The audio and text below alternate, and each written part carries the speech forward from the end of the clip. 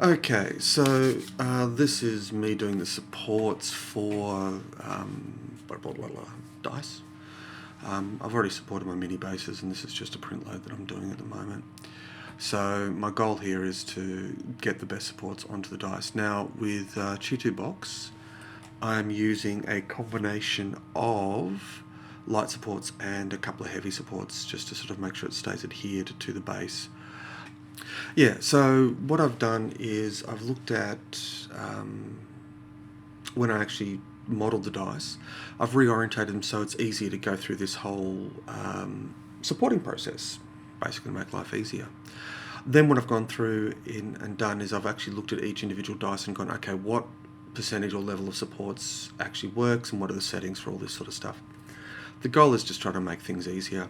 But when I go through this diagnostic process, and as you can see here, I'm trying to work out, well, what's the exact number, sliding the scale up and down to find that exact percentage if you want to do your own supporting and that sort of stuff. Now, for the D10 and D100, the angle I found was 52 degrees, and the support density, which are the two numbers sort of down the bottom on that right-hand side, should be, I'd suspect, about 94%. And this is just light supports to get enough underneath to hold it all. Now, I don't want everything on the faces. This kind of doesn't work for me, but this might have been what I went with in this case. And then around that, what I'm doing is I'm then flick over to heavy supports. I add one at the very bottom tip, and then a ring around appropriate stuff to hold things in place. Now, these ones didn't come up too badly. And I'll do another video of actually breaking down these things and having a closer look at them. Now you can see I've already done the four-sider. Now that one is 68% density and 68 degrees of angle on the support to make sure you get enough of the base covered. And again, I think I left it at the default, which was 50, but you could do anywhere up to about 90s quite easily. The six-sider I had to recalculate, and you'll see me going through this because the previous version I'd had done was at a twisted angle and tended to create warping, whereas this form, where it's just got one solid edge pointing down, tends to get a more uniform shape of die.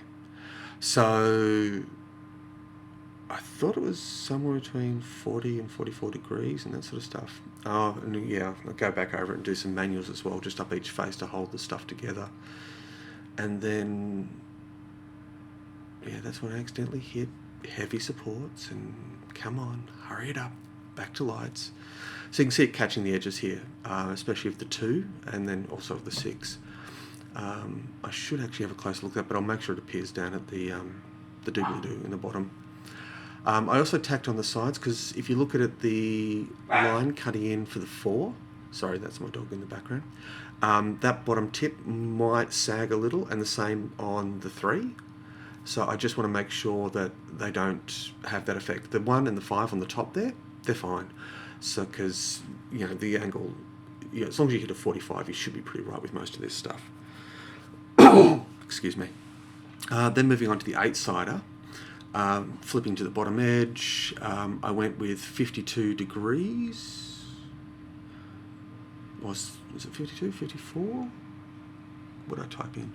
Because I think initially I started with 48, then I moved to 58, and then I sort of cranked it down a little bit. And you can see here it covers all two faces, the 3 and the 5. And I'm trying to avoid that where possible. So you can see here, I've just pulled it back a little bit. And again, I'll make sure these numbers appear down the bottom. And then with each of these dice, I make sure I add one heavy support directly at the bottom and then a ring around the outside just to make sure that the dice doesn't inadvertently rip away from the print bed, because I noticed that occurring with an earlier set of testing. And again, you want to avoid this if possible. So I haven't covered the 20 yet, or the 12. So with the 20, which is what I'm doing here, I think I added 36 degrees and 100% density. But, well, you know, you can see the numbers pop up here in a bit, and yeah. So, yeah, come on, start thinking about it. Yes, just thinking heavies, and I'll notice it again in a minute, because switch between light and heavy, I don't know about you, but I tend to forget this sort of stuff. So, yeah, and I run along one of the edges, because sometimes if it doesn't do an edge, you've got to do it yourself. I noticed the mistake. I remove all. Come on, catch up with me here. Yeah. And then flick over to lights and redo it. So here you can notice that one of those bottom edges isn't actually properly supported. I'm not too sure why that is, because they all should be about the same angle. Maybe it's out by a fraction of a degree. Then I drop in the heavies around, as I've been doing for all of these, about halfway up, so that way it can take any additional strain from the larger surface area of the dice as it's been printed.